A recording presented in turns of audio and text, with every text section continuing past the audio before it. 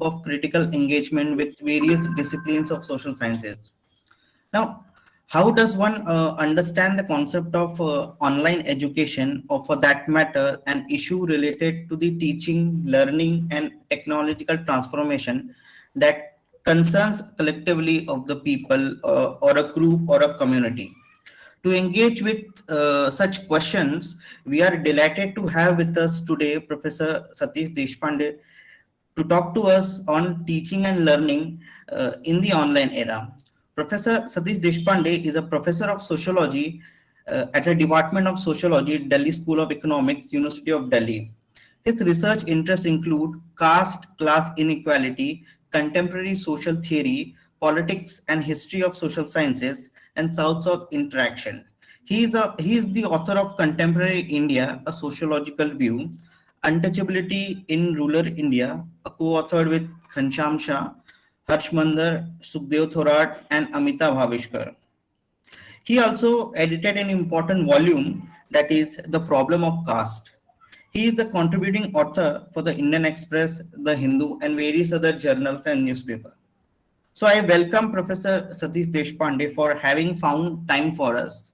So before starting the lecture, let me just give a note. Speaker will have at least 40 minutes, and after that we will have a question and answer session. And I would request participant to mute so that we can listen the speaker clearly. So now the platform is yours, Professor Satish Deshpande. Thank you, sir. Thank you. Thank you to all of you.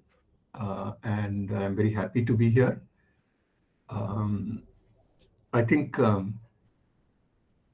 different interpretations of margin have been given already by the two speakers who have spoken so far in terms of introducing the talk. Let me make it clear that I cannot claim to be speaking from the margins in the sense of speaking on behalf of or as a marginalized person. Well, while it is true that in the current political climate, a lot of us feel marginalized, that is not what is normally meant by marginal.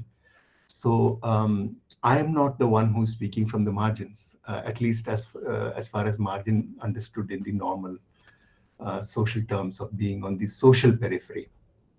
On the other hand, if margin is being interpreted as someone who's involved in the current practice of teaching and learning, then certainly yes, I'm part of that process, and that is where I'm speaking to you from, just so that there is no misunderstanding about where I think I'm speaking from or where I claim to be speaking from. So I just want that clear. I will try and take less time than 40 minutes. I might not succeed, but that is my attempt, because I feel there should be more time for discussion, because on this particular issue, at any rate, we don't have answers. We have questions, but we don't have answers.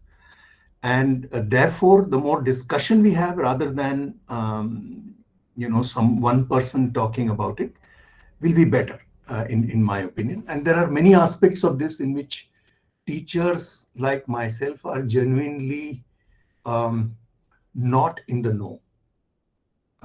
We are genuinely ignorant of what may be happening out there, which many of you, given your own position, might be better aware of. So that's another reason why I'm interested in more discussion. So without more ado, this is now 4:10 in my watch. So I will try to finish in 30 minutes, and then we will hopefully have some discussion. 3 parts, very simple. First part is about situating higher education, and then asking, if this is how higher education has been framed in recent times, what difference does the online era make to this framing? So that's the first part. The second and third parts are simply this online era of education, higher education, seen from the point of view of teachers, and then from the point of view of students. There might be other points of view we need to consider, but that we will come to in the discussion part. So these are the 3 parts of what I'm going to be talking about. First, a quick framing of higher education. Many of you may be familiar with this already. Traditionally, by now, I think if something has gone on for more than 30 or 40 years, we are entitled to call it traditional. So in the traditional thinking of the social sciences, of the modern social sciences, higher education has occupied a contradictory position. On the one hand, it is considered an important method, an important site where existing social inequalities are reproduced. Modernity involved a claim to be desiring equality. So modernity meant that you would value equality. You are meant to value equality. But on the other hand, societies did not change to become more equal. Mostly, they did not change to become more equal, in fact. So there was a built-in contradiction in society where the claimed ideals are meritocratic, egalitarian ideals, the ideals of modernity. And on the other hand, deep-rooted social inequalities are struggling to reproduce themselves. Now, in this site, higher education occupied became a contradictory location in this broader picture. So it was on the one hand a site where traditional inequalities could modernize themselves by converting themselves into meritocratic inequalities. So instead of saying that I am better than you because I was born in X caste or Y caste, or I was born in this race or that race, or because I am this gender or that gender, which were the traditional ways, you said, no, I'm better than you because I have this qualification or that qualification, and so on. And it was the job of the higher education system to ensure that those who were dominant before were mostly the ones who got the meritocratic positions, so that traditional authority converted into meritocratic authority. That was one side of it. At the same time, higher education was also demonstrably also the position, also the site for the overturning of these traditional hierarchies. Because in those places and times, and there were such places and times across the world, including in our own country, in those places and times where higher education genuinely became equally available to different classes and different social groups, in those times and places, higher education played a more or less revolutionary function by helping to overturn established hierarchies. Now, both of these are true of higher education at the same time. And what role gets played out depends on the social circumstances and the particular historical context. Within this, the last 20, 30 years have been a very momentous period for higher education across the world. This is the period of the massification of higher education. More first-generation learners have entered higher education in the last 30 years than ever before in human history. This is a very big, it's not sufficiently appreciated, this fact, but it happens to be true. So the 21st century has seen what is referred to as the massification of higher education. Now, if higher education was supposed to be, particularly in countries like ours, where redistribution in terms of wealth or redistribution in terms of land and so on is unthinkable today in neoliberal times, higher education, access to higher education was the only resource that created significant social mobility, only such resource that we were in a position to redistribute. Therefore, particularly in countries like ours, higher education occupied a very important role in terms of the democratization of society. So in such a society, if the massification of higher education occurs, the initial impression will be that this is good for democratization. In fact, that was what was thought of the world over. But the world over, it has been found, recent research has found that massification has not resulted in significant social mobility. And that therefore the hopes invested in higher education as a great equalizer of modern times has not borne fruit in our country as much as in other countries. So this is the framework. What does the online era, what I'm calling the online era, what difference does it make to this framework of higher education? First of all, let's get into a little bit of detail about what I mean by the online era or the internet era today. By the era of online education, I mean the following things: widespread access to the internet, plus, most crucially, particularly in our country, the smartphone, or more accurately, the affordable smartphone. And to this, organized efforts to democratize knowledge, represented by movements such as LibGen, on which a lot of the world's education today depends, outside of particularly the privileged Western world. Outside of that small part of the world, education, higher education in the rest of the world depends on initiatives like LibGen, and also other initiatives like the MIT publicly accessible courses, online courses, like the Stanford University Encyclopedia of Philosophy that is made available freely, and so on. There are many such. I'm not listing all of them, but in general, I'm talking about democratized efforts to, systematic efforts, organized efforts to democratize knowledge based on the internet. All of these would not have been possible without the internet. And finally, we have market-based dissemination of detailed pedagogical knowledge. By this, I mean, roughly speaking, there is a world of how-to knowledge that is now available on the internet in a way that it was not available before. So I'm not talking about pure arrival of the internet. I'm talking about its widespread access. I'm talking about adding smartphones to it. I'm talking about adding these organized efforts that have made available systematically knowledge in various formats. And I have talked about market-based efforts to disseminate how-to knowledge or detailed knowledge of how to go about doing some things.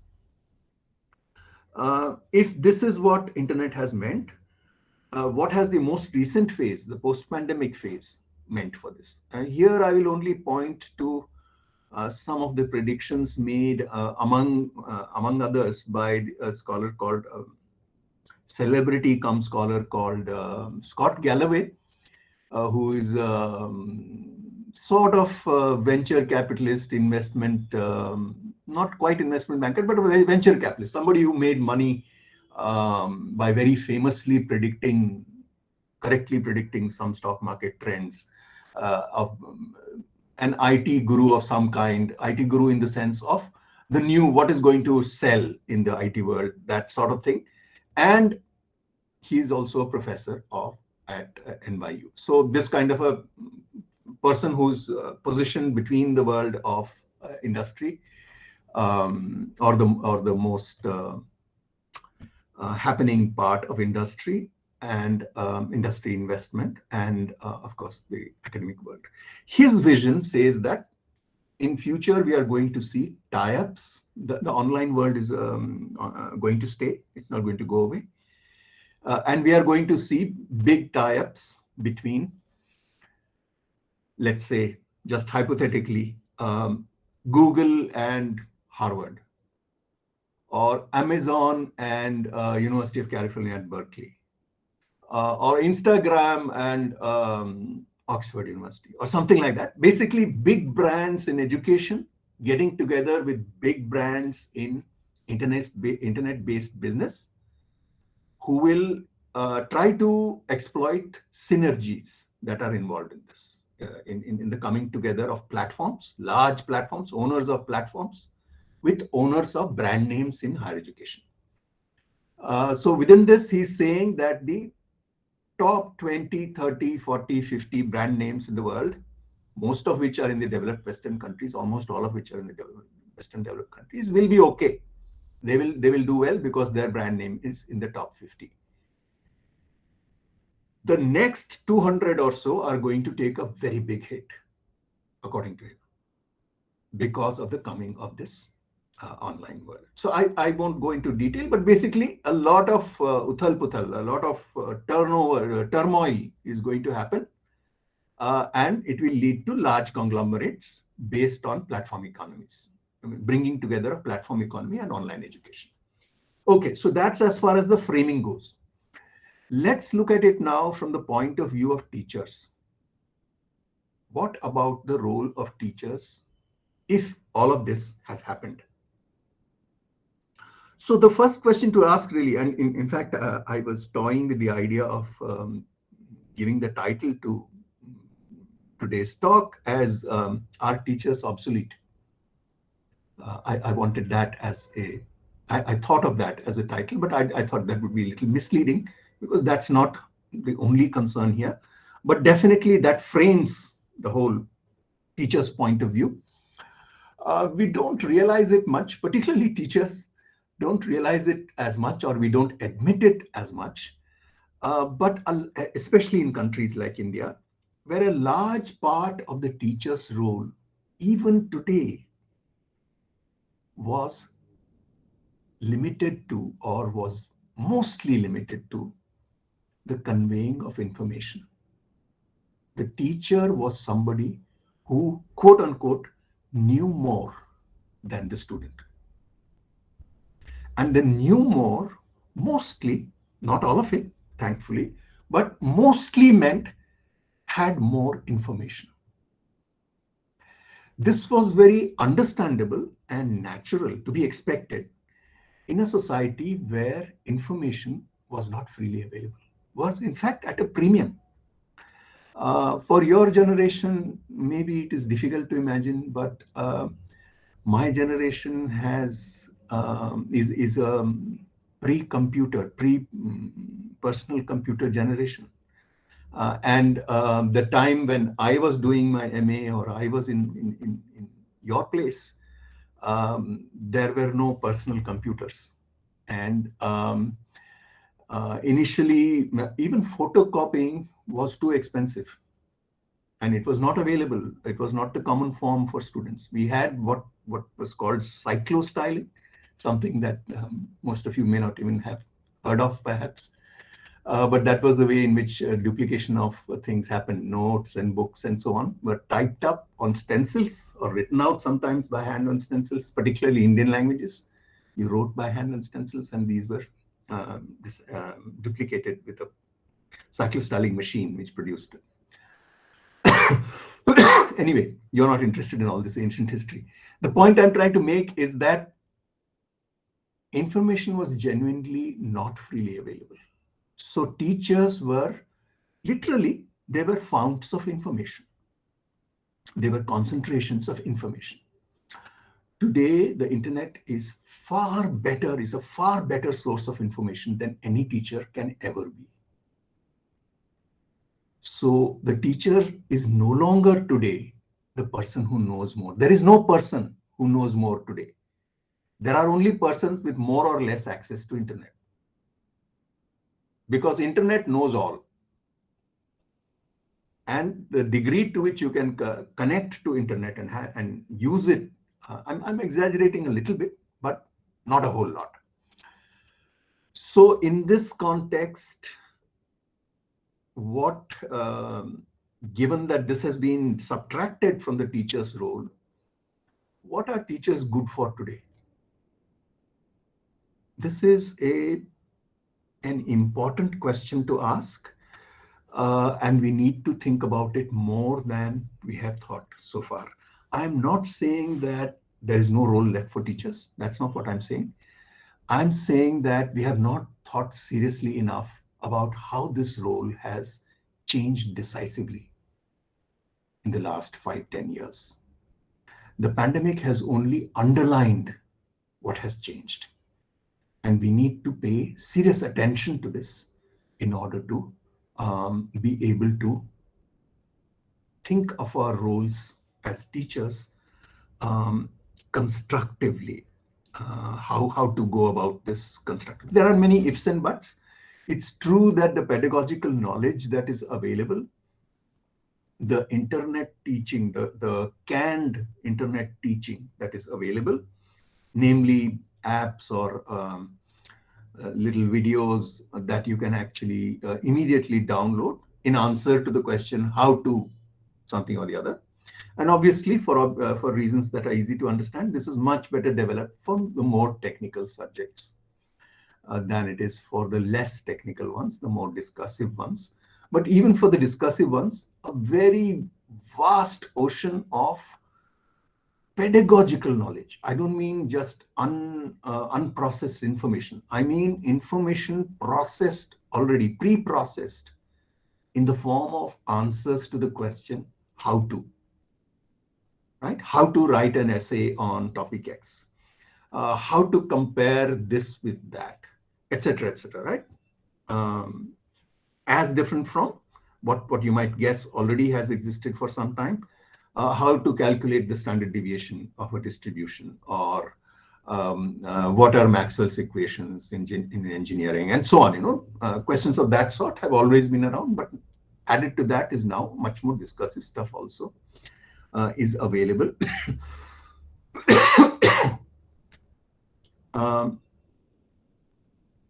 The context of online teaching has also lost its immediacy. And this is again something that we need to think about more. What has changed when we teach, as I'm speaking to you now, facing a screen on which there are little rectangles or little circles representing people rather than actual bodies in a room? I've still not got used to it. I still hate it. But keeping on saying that is not very useful. So we need to think carefully about what are the changes that have come about here. I can say more on this, but I want to go on at this point. I'll return to some of these materials in terms of the role of the teacher. Let me go now to the perspective of the student very quickly. From the point of view of the student, as far as I can see it from my position as a teacher, you must of course add to this during the discussion. I see several gains and losses. The biggest loss, as far as I can see, is the loss of campus. I'm throwing together a whole bunch of reasons or factors under the label campus and campus life. Online education means, except in very strict circumstances, I know there are sort of odd situations where people continue to live in higher educational institutions, a small set of people, but they are isolated and their classes still happen online and so on. I'm not talking about those kinds of exceptional situations. In general, online education has meant self-isolation. It has meant students are in their individual spaces. They do not share a physical space anymore as they did in the campus. Now, this is a very big change according to me, because in ways that we have not realized or not appreciated enough, the public university and its campus have been among the, in social terms, not in academic terms, but in social terms, one of the most important pedagogical spaces in our society. What do I mean by pedagogical space? I mean a space where you learn a lot. You learn a lot about life, about living with others, without this being formalized. You don't get a certificate for this. You don't, have office hours. You don't have class hours. It's not formal, but you still learn a lot simply by living in a campus. Why? Because the campus, the public university campus I'm talking about, happens to be one of the very few sites or places in our society which are both extremely inclusive and extremely egalitarian. Don't get me wrong, there are still exclusions. Only a very small proportion of what is the GRE today, the gross enrollment, GER, rather, the gross enrollment ratio in higher education is around, let's be generous, around 30%, between 25 and 30%. There are different claims made on this. So little over a quarter of the people of your age group are actually in university or are actually in any higher educational institution or at least enrolled in higher educational institution. So there are exclusions. Plus hierarchies remain. It's not as though it's fully egalitarian, but in terms of the traditional fundamental social science question, compared to what? So compared to almost every other public space you can think of, the public university is more inclusive and more egalitarian than any other space, any other public space. Just think about it and you will probably see how or why I'm making this argument. If you compare, say, the world of politics, there are a lot of exclusions there. The most glaring being that of gender. Politics is mostly a male thing, whereas by contrast, in many faculties, women are now outnumber men, and the sex ratio in higher education has almost reached parity. Overall, there are still important differences, particularly when it comes to the technical subjects and so on. But overall, there is parity. It's egalitarian. If you think of the world of work as also being inclusive, everybody has to work, almost everybody has to work, but that world is not egalitarian. So losing access to an inclusive, diverse, egalitarian space is, I think, a major pedagogical disaster. Not for formal pedagogy, but for learning for life. So this is, of course, my view that the loss of campus is a major loss. Within this, you can say loss of peer interaction. I've always believed that you learn more from your peers than you learn from your teachers, and being denied that. Of course, there is the counter argument that perhaps there is as much or more communication happening through WhatsApp and through all kinds of other methods than was perhaps necessarily happening in a face-to-face interaction in campus. That's I will listen to whatever you have to say on that. But at least from the outside, it seems like peer-to-peer interaction is something that you have lost. On the other side, there are gains. The gains are, again, hypothetical in the sense that they are seen from my perspective. And again, I look forward to corrections from your perspective as students. One of the major gains is a kind of equalization of access. Roughly speaking, the online world makes possible something which would be impossible in a physical classroom, and that is the rough equivalent of everybody sitting in the front row. Imagine a classroom. Everybody can't sit in the front row. Some people prefer to sit in the last row. Some people insist on sitting in the front row, etc., etc. But within all of that, physical space is physical space. But in the online classroom, so to speak, everyone is in the front row. So there is a certain equalization. And perhaps not being physically there, not being physically visible, for some kinds of people at least, it will mean they become freer to speak up. On the other hand, there may be other barriers. There may be there may be different kinds of embarrassments involved with speaking up online. So there may be, a sort of a profit and loss, gains and loss account has to be drawn up with that. The major kind of gain is access to people who are in locations where otherwise they would not have access. to the kind of education that is now available, the classes that are now available online. There is also something that we need to analyze more fully, and again, this has positive and negative effects, and this is the socially unprecedented spilling over of spaces that were otherwise segregated from each other.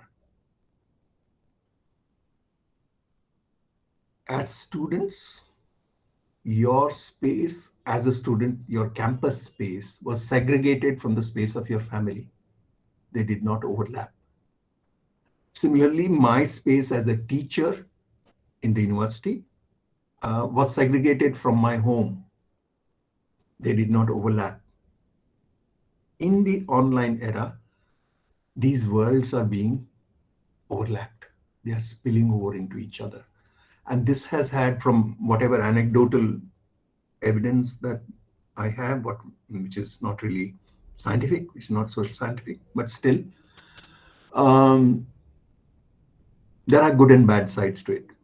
So particularly for, say, working women, and this is not necessarily to do with university or education, but a much broader one. It also applies to education.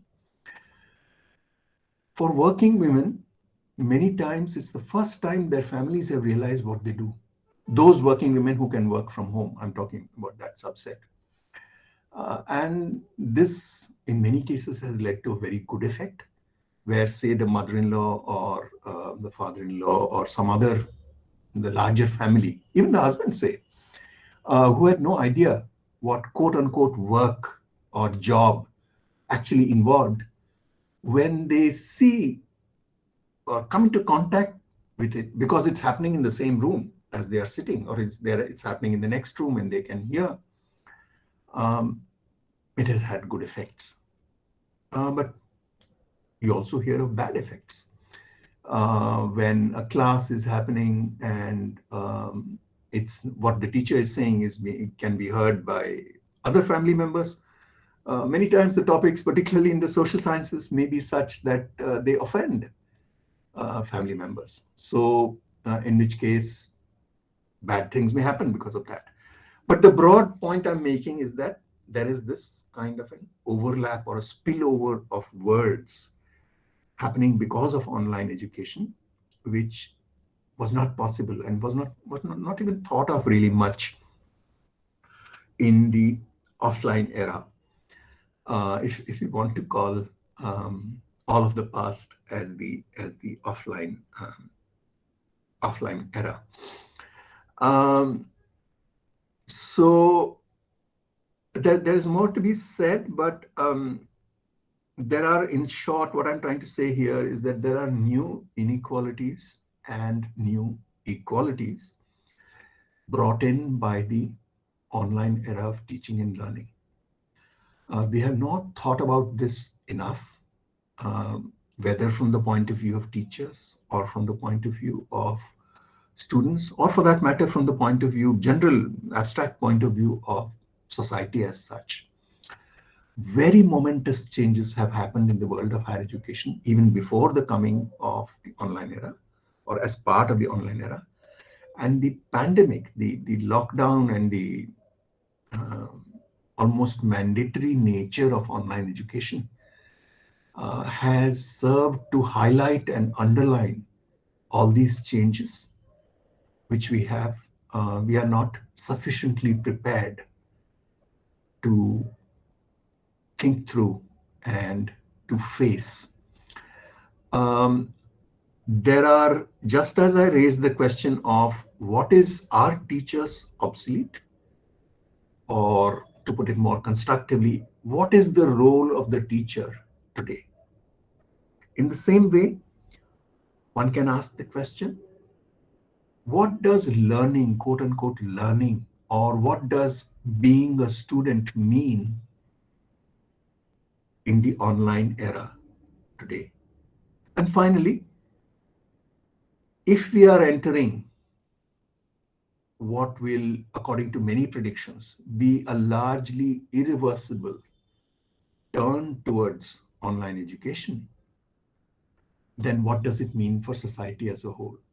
These are all questions to which we don't have answers. And there are very good reasons why we don't have answers, because all of this is new and we are still struggling to come to terms with it. And that's why I look forward to a discussion, your own thoughts on what I've had to say from your own particular perspective. And though there is a lot more to be said, I'll stop here and let's open up for discussion.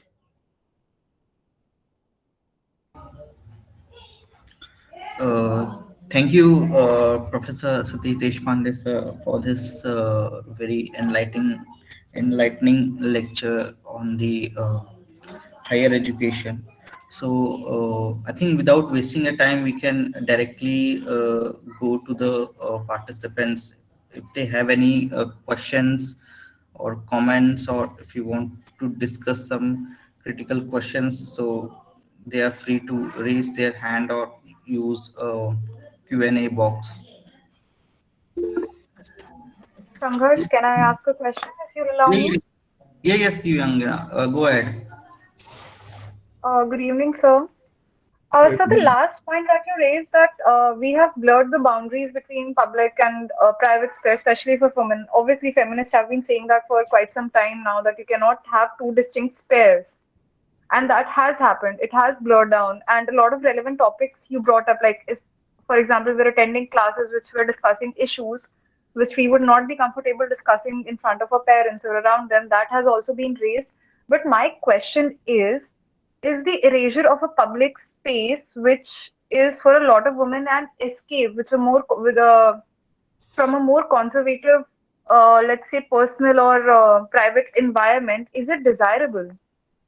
Is it desirable? Because when women enter public spaces, and a lot of times we tend to feel liberated from our assigned gendered role. We are treated as research scholars, or as academicians, as even professors. So, is that something which is desirable? And secondly, how the system of digital education has been, I mean, it has forced us to reevaluate the ableist notions of physical education that we have. We have realized that even physical education was not very accessible to all. So, what do you think about that, sir? Is basically something I want to know. Okay. Thank you, Divyangana. Shall we collect two or three questions, or would you want me to take them one by one? We can collect, or if you wish, we can like. Okay, let's collect two or three, not more than two or Okay. three, because then I'll Okay. forget. So, Is there any other questions? Like,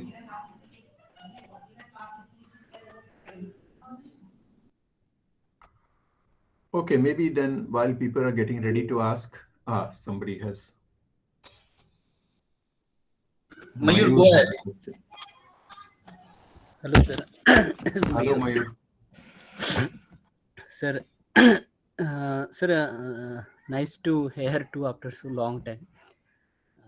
So, even though I was part of that online lectures in your class, but sir, yes, there is you raised the one point, like created equality and inequality also, like reproduce it. But sir, something gain also, like many people gain and lost in the whole period of online teaching. But sir, the question is that is it like pandemic, like we can overcome some lost in future, but like those generations studied in particularly in online time over of time. So like I think there is no kind of the remedies to overcome such a lost, I saw the one, like some people graduated also.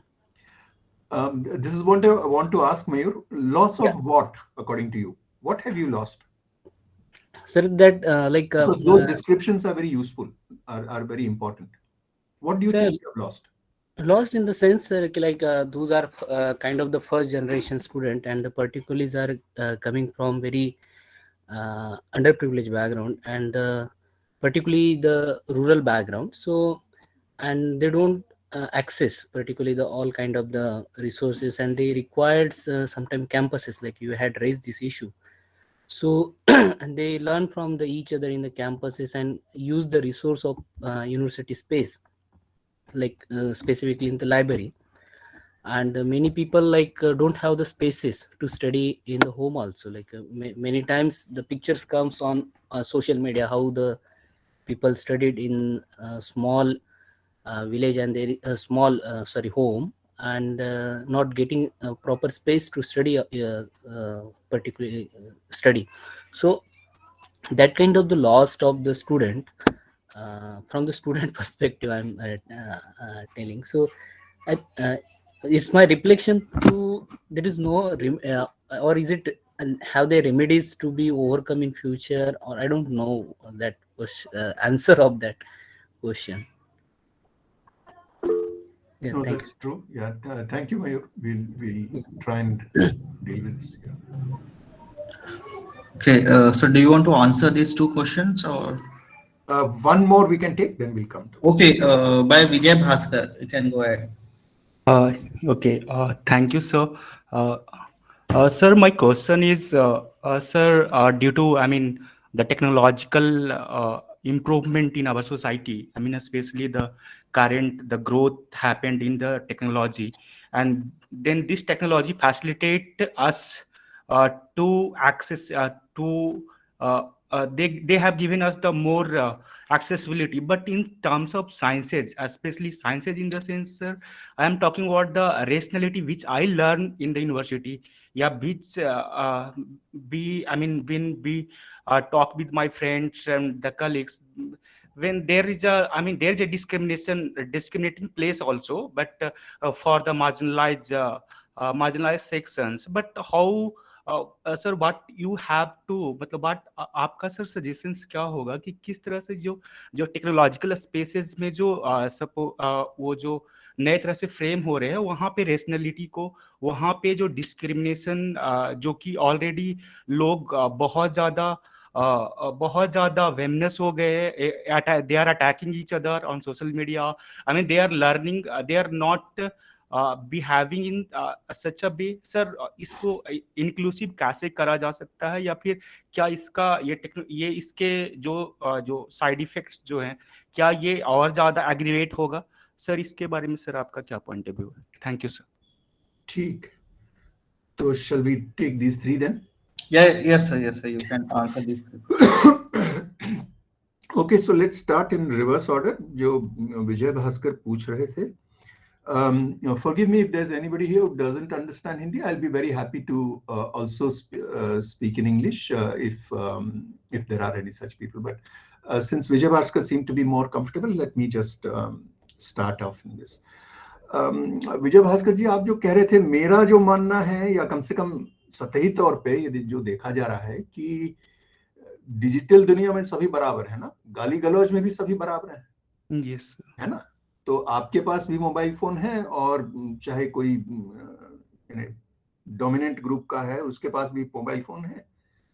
तो ये नहीं होता कि कौन, यहाँ सवाल ये नहीं उठता कि कौन बड़ी भीड़ इकट्ठी कर सकता है, या किसको पुलिस की जान पहचान है, या इस तरह की जो चीजें होती हैं, जो नॉर्मली जो जिस तरह की गैर बराबरियां आ जाती हैं किसी मुकाबले में, वो इस मुकाबले में नदारत है. तो एक तरह से गाली गलौज के लिए भी समतल भूमि है ना. तो आप इसके बारे में क्या कहेंगे कि डिजिटल जगत में सब बराबर हैं, यानी जिनके पास डिजिटल एक्सेस है वो तो मान के चलना है कि आपके अब तो ऐसा है कि आपके पास मोबाइल फोन नहीं है तो आप इंसान नहीं कहलाते हैं आजकल. लेकिन कुछ लोगों के पास अभी भी नहीं है, और अगर है तो स्मार्टफोन नहीं है, ये मैं मानता हूं. लेकिन इसके बाद इससे एक कदम आप आगे आ जाएं तो हमें तफसील से सोचना पड़ेगा कि अगर नई गैर बराबरियां आ रही हैं, विषमताएं आ रही हैं, तो ये कहाँ है, कैसी हैं, इनकी रूपरेखा क्या है और इनका इलाज क्या है। मेरा भी कहना यही है कि हमने इसको बारीकी से परखा नहीं है, इस नई दुनिया को, और इसे हमें पूर्वाग्रहों से हटकर इसका परीक्षण हमें करना होगा।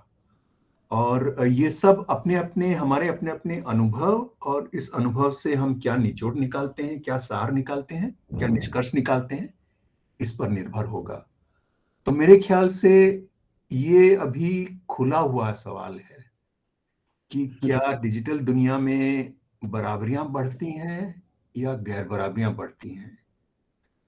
तो इस खुले सवाल के लिए हमें सबूत इकट्ठा करना होगा, किसी भी पक्ष के लिए सबूत इकट्ठा करना होगा। तो ये सबूत किस प्रकार के होंगे, इसके बारे में हमें सोचना होगा। Coming to Mayur's question of the loss that this particular, I know that your batch has been feeling it very strongly. These are historical accidents as far as that is concerned, and I don't think there is any answer for that in terms of recovery or anything of that sort. The other option would have been to shut down universities for this time, for the pandemic time, and that would perhaps have been a worse option. So in terms of a pure reversal, I don't think a reversal is possible, but the loss of campus is very real, and I think it matters more for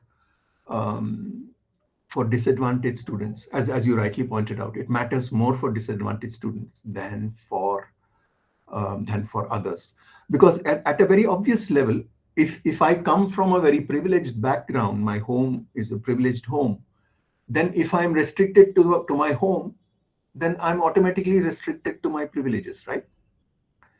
Whereas if I come from a very disadvantaged site, from disadvantaged background, marginalized background, then if I'm restricted to my home, then similarly I'm restricted to my lack of facilities. So obviously, existing inequalities, not that being in a physical campus magically does away with inequalities. Obviously, inequalities survive, and what kind of resources you have access to in the university campus depends on your background. But at least the shared services, the shared facilities of a public university bring about a lessening of the inequality. And that lessening, that reduction in inequality is no longer available when you are enclosed within your own space. So I agree with you that disproportionate impact will be felt by students from disadvantaged backgrounds because of online education. To the first question, Divyangana's question of, yes, you're very right. I think the biggest impact of the shutdown has been on women students, particularly women students from the majority of Indian middle class sort of backgrounds, which tends to be on the conservative side, particularly where young women are concerned. So for them, this has been a major loss in the same sense that Mayur was talking about. The loss of campus space is a major loss for women students in particular, who are otherwise subjected to constant surveillance and are constantly under the command of or have to obey everyone else around. Ableist notions, yes and no. Again, there is a gains and losses account to be made. If physical movement is cut down, then for those for whom physical movement is difficult, for them life becomes a little easier. Otherwise, you have to negotiate the challenge of reaching campus every day. For example, this is just an example. There may be other ways in which bad things happen or disadvantages accumulate for those who are challenged in various ways. So once again, this appears to me to be an empirical question to be pursued in terms of putting together the pluses and minuses when seen from the perspective of differently placed individuals or groups. So, but it has been a very vindictive, I feel lockdown has been a very vindictive movement for feminists who've been saying for ages now that, there is no such thing as a neutral, truly public space, that bodies do have different functions, like, for example, menstruation, etc. So I think that has been a very vindictive movement for feminists, the whole lockdown. It has put everything that they've been saying for decades true about certain spaces, I feel. But to the extent that public spaces are also spaces of vulnerability, there is also that vulnerability is reduced, no? Wouldn't you say? So it's again a very empirical question whether the vulnerability Exactly. has reduced or Exactly. Yes. increased. It's an empirical question. It has gives and takes. But if we sort of look at gender relations which happen in a space of family, and gender relations which happen in front of public with more accountability, although we have seen in our university space that gender relations are producing themselves now more than ever at research wing. I see female research scholars doing things like carrying tea and etc. But these vulnerabilities are at least open to public. There is an accountability which is lacking in private sphere. Yes. Yes. I mean, I agree with you. But what I'm saying is that those features of both the public and the private sphere, those are not directly related to the coming of online education as such. The question we are concerned with here is what difference has online made? And to the extent that people are confined to their domestic spaces, to their own spaces, their living spaces, the pre-existing advantages and disadvantages are magnified when you are confined to that space and that the campus space is not available. And as we have been saying, for disadvantaged students in general and for women students in general, again, this has been more of a loss than a gain. We are probably in a position to say that. But more, to be able to say more than this, we need empirical evidence, and that's what we should be collecting now. Okay, Thank you. I think we have a time, so we can have another round of questions. So It need not only be questions. As I okay. said, this is something for which we don't have answers. Yeah. Genuinely don't have answers. So if you have answers are also welcome. Mhm. So if anybody wants to like comment or discuss something, so Rahul, you have raised your hand. Rahul Kumar, so you can go ahead. Yes, I just have one question to ask, and I also have one more observation to make. I'll ask the question first. Sir, I just want to ask, earlier in the campuses, in the university campuses, students of diverse cultural background, different class and different castes used to come together and study in the campus. So it was quite obvious that some forms of interactions did take place, and these students of diverse backgrounds, they used to carry their own set of biases and prejudices. So that way, those campuses used to be like a ground where students used to get rid of their own prejudices and their own biases that resulted out of the interaction. So I just want to ask, will this online education system help students to get rid of their biases that they have carried on in their minds for so long? That's a very good question. We need to consider that. Shall we take one or two more if there are any more? So Yeah. there's just one more short question that I want to ask, a very short question. So someone was talking about how online education, like will it help women or not? So in your opinion, what In your opinion, sir, will online education help disabled students? Is it good or is it bad?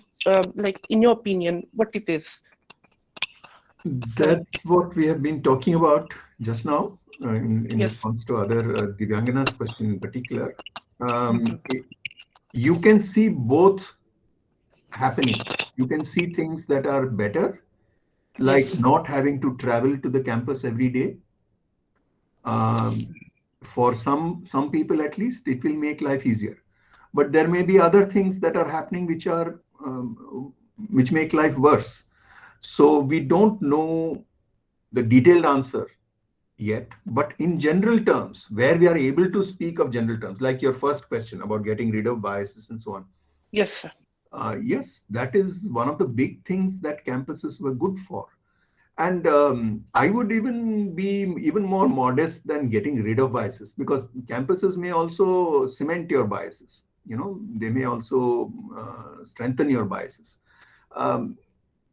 In campuses were places where you met different kinds of people, and nowhere is this, to my mind, nowhere is this more obvious than in the relationship between genders. Speaking from, of course, this is though this is ancient from your point of view. I went to a coeducational school, but then I came to a college which was at that time a boys-only college, and I have to say I was completely shocked by the way in which my classmates who came from boys-only schools, unlike me, the way they behaved with women. I think the big problem with adolescent males is that they don't realize that women are human beings, right? So if you go to a coeducational school, at least that much you've got down. By the time you leave school in a coeducational school, you understand that women are also human beings. And I think that that's a very big step forward for being able to relate It's very rationally. sad that is a big step forward for us. It is a Yes, very big step philosophically, but it's a very sad part for women who actually have to wait till, men sort it out that, yeah, we are human beings, I agree. What which can I say? I mean, it is quite stunning for me to see, and that is when you realize what the many things that you learn in spaces that are meant for education are not part of the formal curriculum, right? So, like that, for many men and also for women, I have to say, coming into contact with the other sex in a non-threatening, inclusive, more or less egalitarian context, the campus is extremely important for this. And the loss of the campus for this reason alone is probably a very big loss, because the humanizing process where you interact daily with a kind of person that you had no experience of dealing with. Gender is only the most spectacular of these, the most clearly visible of these, but it stands for other things as well. You may not have met very rich people or very poor people, or people of X kind or Y kind before, but you would meet them in campus, and meeting them and seeing that they're also human beings I think is good for everyone. And not having access to that is definitely a loss. I definitely think of that as a loss. So is there any another questions and comments or to discuss? So we have still a time actually.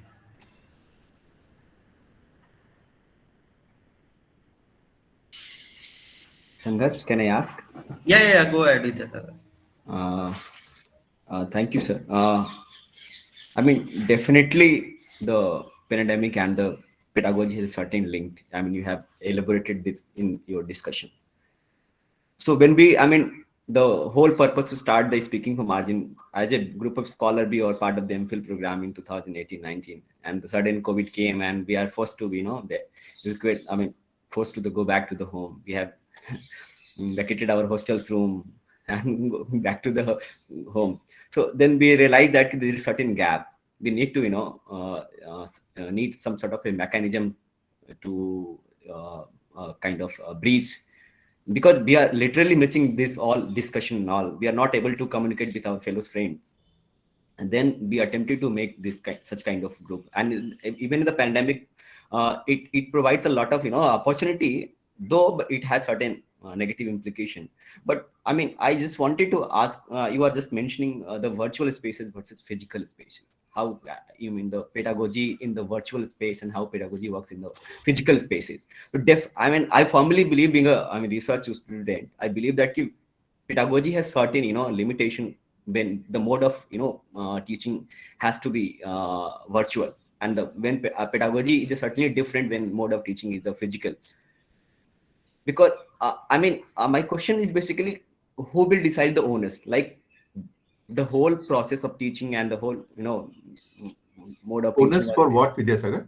Onus of infrastructure, like when we just talking about the whole, the people who are marginalized in terms of accessing the institutions, and at the same time we have to think about when the online things are happening, the certain section of society or certain section of academicians, research scholars, who are not able to access that even the minimum infrastructure which needs, like LibGen, Sci-Hub and all, because we are not able to get that at our hometown. People who are staying in living in the Odisha and the Chhattisgarh and the margin at the Bihar, they're not able to catch, because there's no data, there's no network issue at all. So owners certainly shifted from the state to the maybe private Geo, Vodafone and all. Who will provide that? Who will take that onus? Who will take the responsibility when we are shifting our mode of pedagogy from physical to the virtual? Yes, no, this is a very important issue, and I'm glad it has come up. Otherwise, I would have needed to bring it up myself. This is why many people are saying that online education is not going to go away, precisely because it is so very attractive to administrators and politicians. From the point of view of an administrator, two big things, two big, huge, very real advantages. You can't say they are not real. First is scalability. You can go from online education, you can go from serving 100 students to serving 10,000 students at simply double the cost. Cost will multiply only by 2. Students will multiply by 10, by 20, by 30, factor of 30. Right? So cost effectiveness of online education is a Brahmastra. It's like a huge weapon, right? And we have to recognize that. It is true that is how it is. Second factor from the point of view of administrators is control. Right? Recordings don't go on leave, they don't go on strike, and they are much more convenient to handle. Right? You have, I'm talking about the final stage of online education, where you don't even have live online. You have canned, you have recorded material, and maximum control then, right? So control plus scalability are almost irrefutable arguments in favor of going online. So that is going to be the trend of the future. You can already see it in the UGC regulations, where they are currently saying up to some percentage, up to 30-40. Now that will slowly increase. And in effect, you will be sent, for a large part of your classes, you will be sent to online. Institutions will rely on. Consider from the point of view of politicians. You want to say you have made your gross enrollment ratio has gone up. You want to be able to say that you have made available XYZ facilities to so many million students and so on. Online is the way to go because of scale. Right? Why do you think the largest enrollment and the richest universities, do you know which is the richest university in India? Can you guess? Maybe Lovely, Asoka and all. No. IGNOU is the richest university. True. Yeah, exactly. Right? Why? Because it has some 6 lakh students, including lots from abroad, Asia, Africa, and so on. So it's a very big business thing. Very big. The business model of online education is unbeatable. So for these reasons, politicians will also, and of course, the third group is entrepreneurs, right? Coursera, Edsel. There are so many of these now, huge conglomerates that are coming up, and in our country also, we are getting. You have already this Baiju and things like that, which are the upcoming, the big sharks now are in this field. So these are all objective reasons why this will be a very hard thing to contest, right? So that is why we need to think about this as much as we can. We have to think carefully about this, and not in a romantic way, in a way that addresses the very real strengths of this. Strengths in a particular context, yes, but within that, they are real strengths. So we have to continually try to pin down what is missing. What is missing in online education? Why do people still today prefer an offline education in a good institution to an online education in even a big name university? If it is going to be purely online, you still prefer going to number 2 rank university if you are going to have maybe even number 3 or number 4 rank university if you are going to have face-to-face. This is the kind of thing that people like this Scott Galloway are thinking about. Where will the trade-off occur? Where is the brand name big enough that even online you will take? कि जो भी मिले, Harvard से जो भी मिले हम ले लेंगे. पर JNU दिल्ली यूनिवर्सिटी टिस से ऑनलाइन वो थोड़ा सोचना पड़ेगा. नहीं, I mean, so this is the kind of if you think of the student as a consumer, they will be making calculations like this. And can we blame them for making this kind of calculation? That is not helpful. Blaming them is not helpful. So we have to think through these things as they are happening around us, and we are outmaneuvered in the sense that the changes that are happening are so large and so they have come so quickly for us that we are struggling. We are struggling to cope with them, and that's why I'm saying that we don't have answers, and we need to, all of us, you included, you are the as they say, you are the bhukta bhogi. You are actually receiving end of this. So you have to think about this as hard or even harder than we do as teachers. And one last question, sir, I wanted to ask. Like the last month, we have Professor Nandini Sundar. He was speaking on the academic freedom, and the way we are, realizing this whole debate of academic freedom. Personally, I believe that this whole process of online it is some sort of acting as like a catalyst to constrain this freedom. Because if you look, the way state has some sort of removed the certain area, certain pedagogy, and certain text from the syllabus. It was an opportunity. What Modi used to say, like "Apda Kaushan Badles." The way they use this whole disaster, this whole pandemic.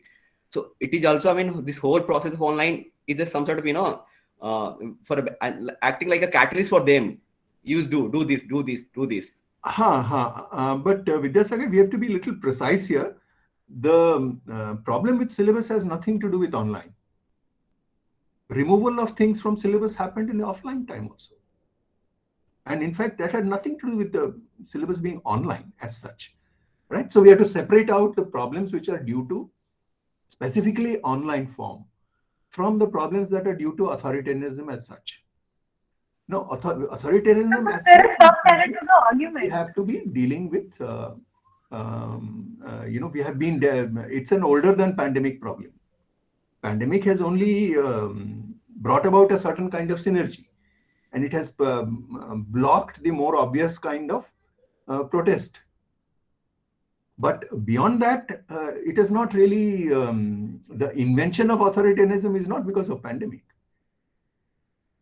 right? So we have to be precise in pinpointing what is the problem. So the problem you are pointing to is very real, and we have to deal with it, but it is not due to online.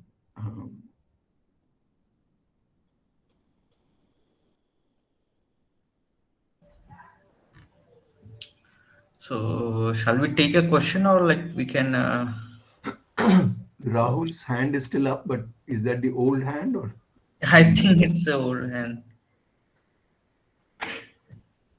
if there is any another question, so we can take at least one question or one or two question we can.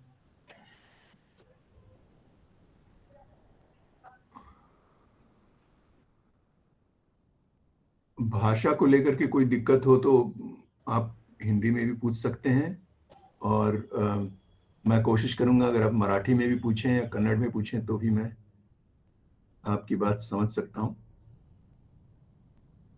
तो इसीलिए भाषा को लेकर के हिचकिएगा नहीं। Don't hesitate to ask, and if you feel more comfortable in other languages, we can try to deal with that question. Hello, sir. Sorry. Yes, my.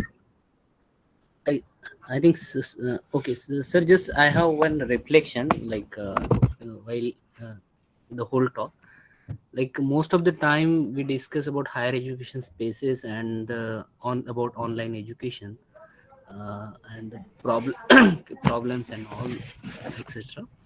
But what I found, sir, when it was in lockdown time, specifically, still even though now it's somehow overcome this situation, but when the rural setting, when the school were completely closed, and the mostly parents labor backgrounds and goes to the work on land or any other work also, and I was observing the children, specifically from the teenage children, and completely 2 years they were not touched with the education, means in classes and all things. And suddenly I found now they started school now in Maharashtra, have started classes, and the teachers were saying they are unable to concentrate in the class, and it suddenly behavioral changes among the teenage children due to this completely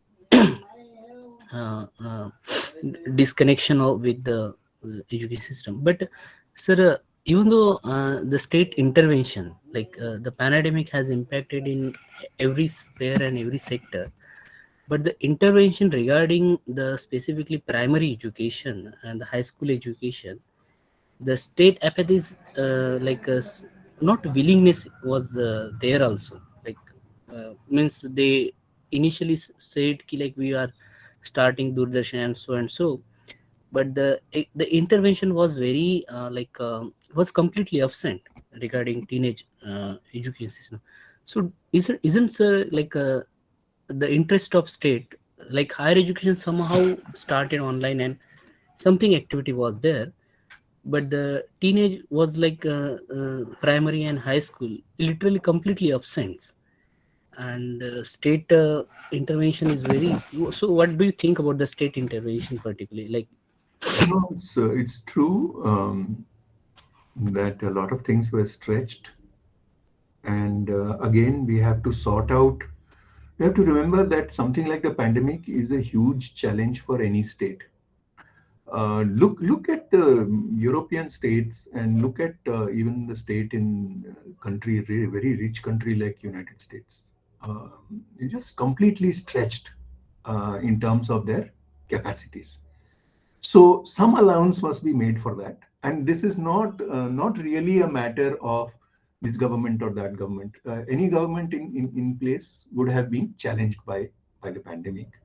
Within that, we can say maybe better or worse, could have been possible. Why are not other states like Kerala, if you think Kerala is good,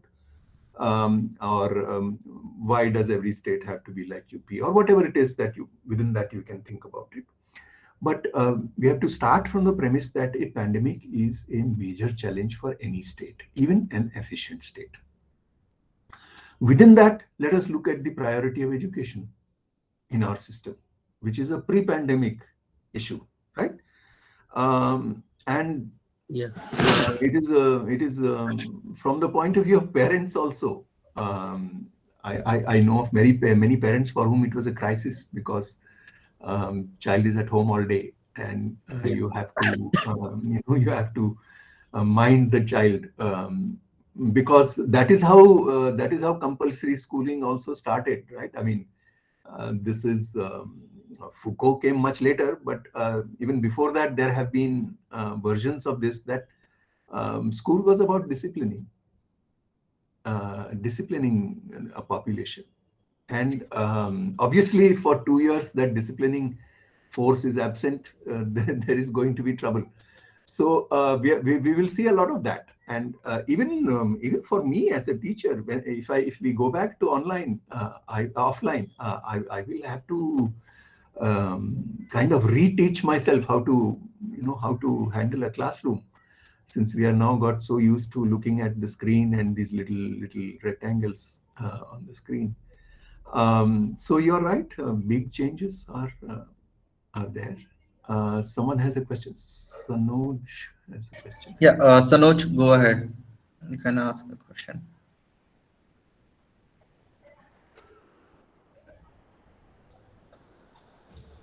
Hello, am I audible now? Yes. Yeah, good evening, sir. Good evening to all of you.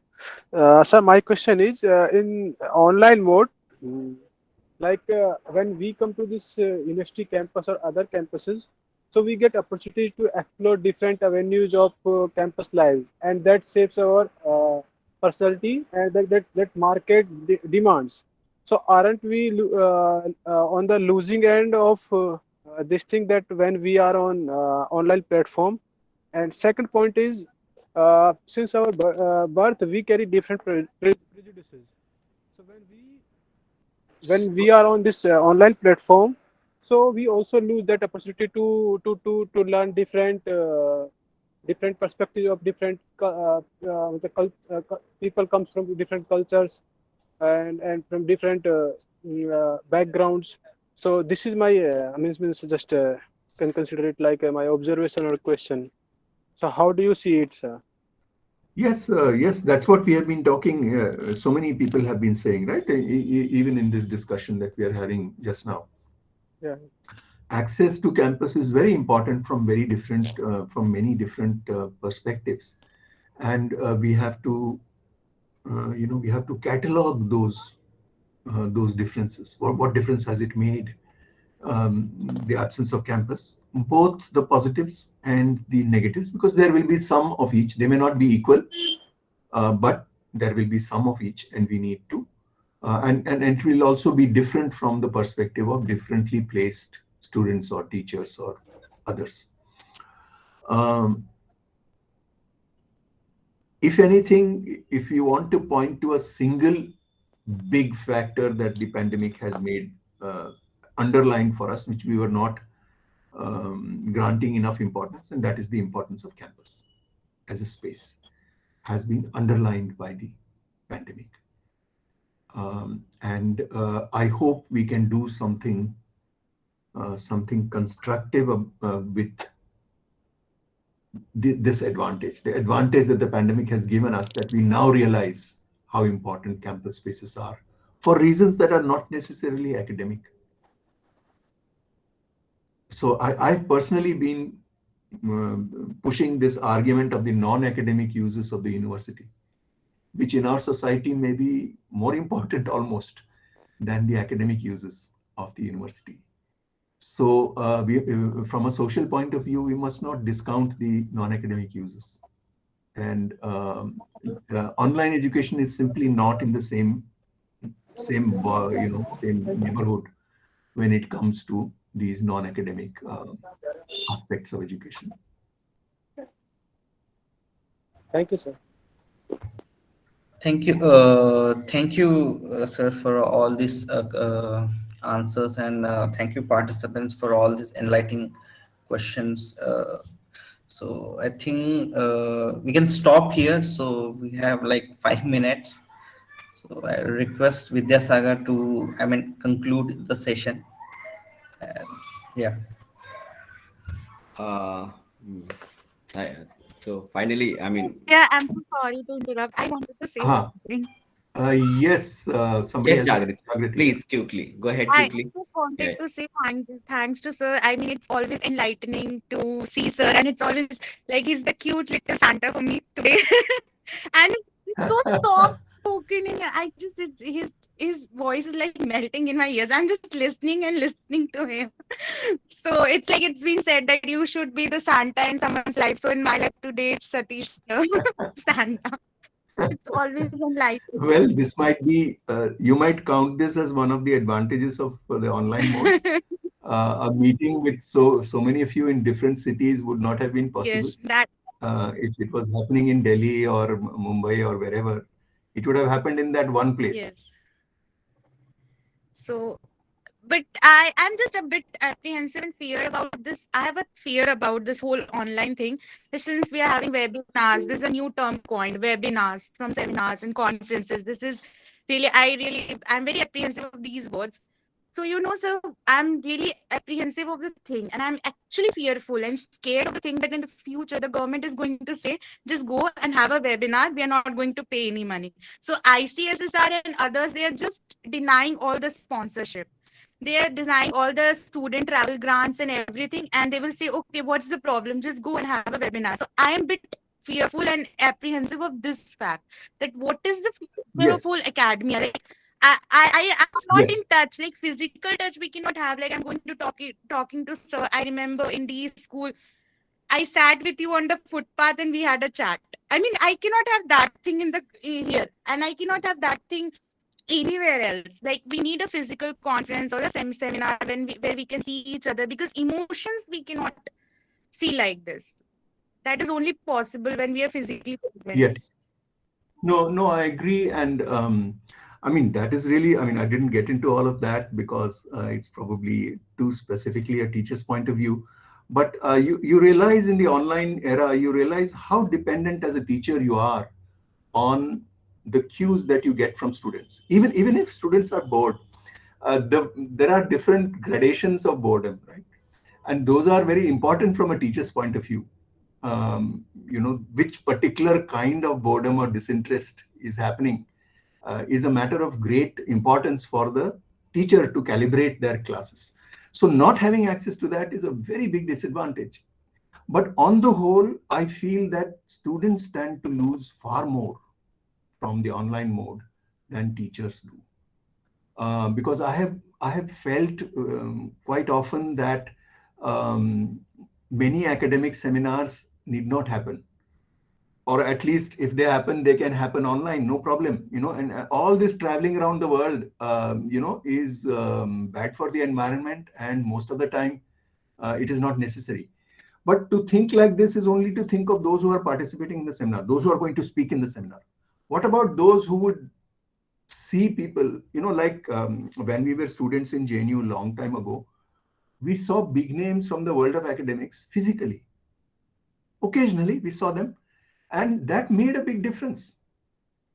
You saw Samir Amin, something you associate only with names, and many times you think that those people must be dead. If somebody is on your course, you think the person must be dead.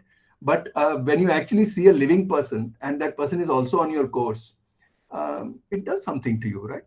It's important. So I must say that I had not factored in all of that, all the accidental uses of seminars, the non-academic uses, so to speak, of seminars, as making available a spectrum of academic activity to students, even as spectators, even as somebody who watches, is a useful experience. So I'm beginning to rethink that a little. Otherwise, I was very strongly advocating that 70% of all academic seminars should be simply stopped. And if necessary, they should be done online. There's no need to travel around so much and waste public money and so on, and time and all of that. But there are these other factors which I had not taken account of and which are very real, especially when seminars happen in non-metropolitan places. It is very, I think it is very important for those events to happen purely for their physical value. Thank you. Yeah, thanks, Jagriti, for Thank bringing you. this thing. Yeah.